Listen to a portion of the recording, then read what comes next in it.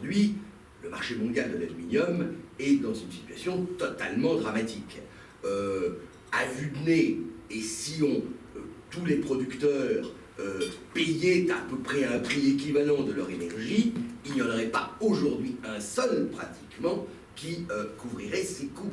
Il n'y a aucune logique pour la Chine de continuer à développer sa production d'aluminium, surtout maintenant qu'ils sont devenus excédentaires et qu'ils ont une responsabilité énorme dans l'effondrement des marchés actuels. À la fin du jour, et c'est ce que disait Yves en conclusion, le dernier kilowattheure utilisé, le kilowattheure marginal pour produire la dernière tonne d'aluminium, c'est du charbon. Dans finalement ce défi chinois qui est quand même celui d'arriver à maîtriser l'environnement, le caillou supplémentaire que représente le développement de l'aluminium est, je dirais, une aberration du point de vue économique, dans la mesure où aujourd'hui, aux prix actuels, s'il n'y avait pas des subventions directes ou indirectes, ils ne passeraient pas.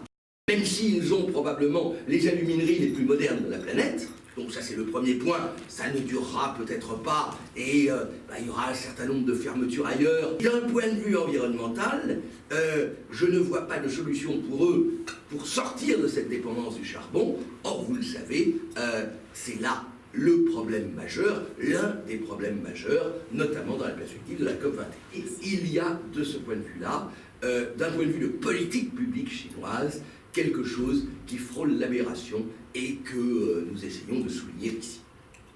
Dans la perspective de la COP21, et c'est à mon avis un des enjeux, là où la chose n'est pas faire, pourrais-je dire, c'est que le coût de revient chinois est un coût de revient flat, qui n'intègre pas quelque chose qui pour l'instant n'a pas de prix, c'est-à-dire le carbone.